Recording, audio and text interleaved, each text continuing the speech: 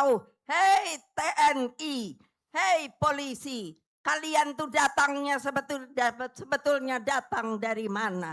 Pengorbanan dari para pejuang kita, termasuk yang namanya tanggal 27 Juli tahun 1996. Saya tidak pernah dapat melupakan. Saya sampai berpikir, apakah ini yang diperjuangkan oleh rakyat kita pada waktu itu? Hei rakyatku, dimanapun kalian berada yang saya cintai, ingat, coba kalian pergi ke Taman Pahlawan. Di sana banyak pertebaran nisan tidak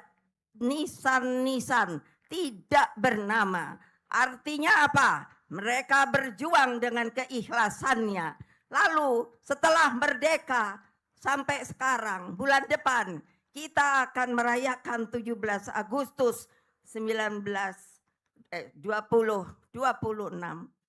Apakah kalian tidak akan insaf bahwa kalian bisa menjadi seperti ini? Itu karena apa? Darah para perjuang, darah anak-anak muda yang waktu itu pun seperti kalian yang ada di sini sekarang. Kalian mau jadi apa? Masa tidak malu?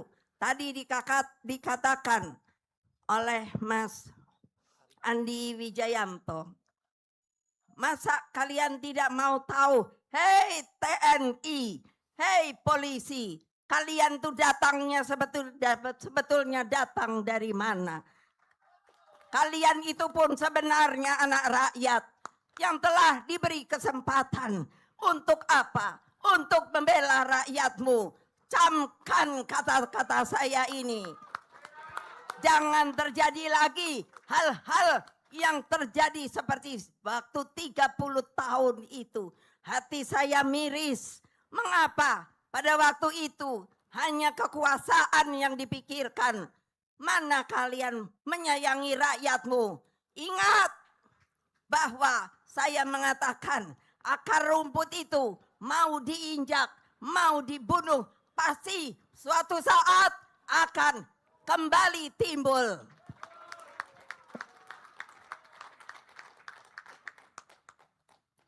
Saudara-saudara sekalian, seluruh rakyat Indonesia dimanapun kalian berada.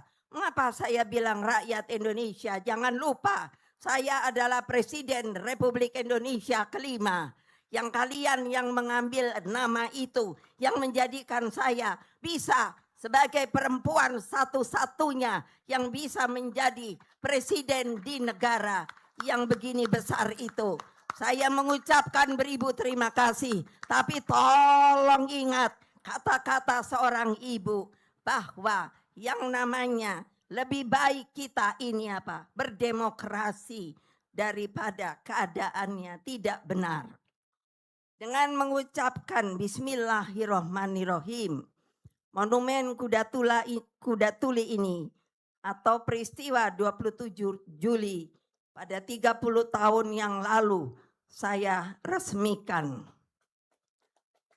Terus pegang semangatnya dan perhebat api perjuangannya. Api perjuangan itu saya selalu yakin tidak akan pernah padam selama rasa cinta kepada tanah air terus bergema di dalam dada sanubari kita. Kalau anak-anak muda sampai melupakan di manakah kalian tempat berpijak. Kalau kalian hanya mengatakan kalau sudah merdeka ya sudah biar merdeka, maka kalian bukanlah anak-anak muda yang patriotik yang harusnya terus-menerus menggelorakan bahwa namanya Republik Indonesia ini dibangun dengan yang namanya air mata, darah dan keringat. Camkan.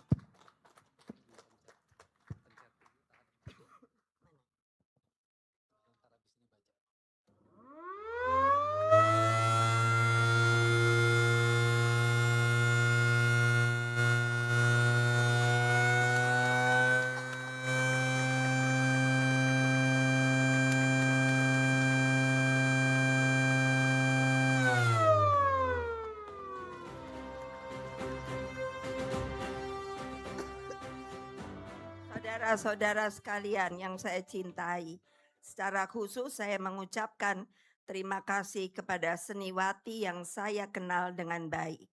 Saya memanggilnya Mbak Dolorosa Sinaga yang telah menggambarkan dengan baik terhadap apa yang saya kontemplasikan selama ini. Kontemplasi itu berpikir, merenung, berdoa. Lalu saya selalu berdoa mengatakan kepada Allah Subhanahu wa taala, kapan akan berhenti keadaan Republik Indonesia yang dicita-citakan oleh Bapak saya menjadi sebuah negara yang mandiri, yang kaya, raya, rakyatnya hidupnya sejahtera, aman, dan sentosa. Monumen ini menggambarkan kesabaran revolusioner yang lahir dari keyakinan, keteguhan, dan keberanian. Dalam kontemplasi saya melihat kehidupan saya sendiri yang saya serangkum menjadi sebuah kata-kata bahwa kita kalau yakin dalam kehidupan dan setelah itu tahu untuk apa kita punya keyakinan, maka harus punya keteguhan dan keberanian. Setelah itu di dalam menjalankannya kita tidak pernah boleh putus asa. Oleh sebab itu kita harus punya kesabaran revolusioner. Apa arti kesabaran revolusioner? Adalah kalau kita terbentur oleh penghalang, maka kita jangan berdiam diri. Kita pergilah perlahan-lahan untuk menghindarinya. Kesemuanya itu sebenarnya harus diajarkan kepada para rakyat kita dimanapun mereka berada. Kesemuanya yang 4 itu menyatu dalam sebuah keyakinan yang kental bahwa kebenaran pada akhirnya akan menang. Ini saya dapat di dalam perjalanan yang namanya seorang Siddhartha Gautama yang terkenal. Dia adalah seorang anak raja, tetapi justru tidak merasa senang tinggal di istana. Akhirnya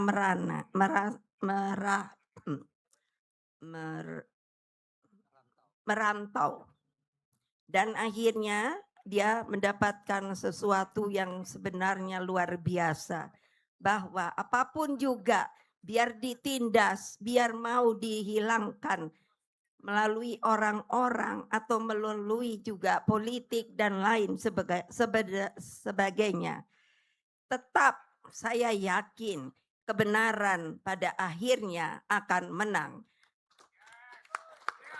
Siddhartha Gautama menyebutnya dia adalah Satyam Eva Jayate. Dan saya yakin kalau kita mengikuti jejak beliau, meskipun beliau beragama beda, tetapi di dalam hati nuraninya, kecintaannya kepada kemanusiaan itu luar biasa.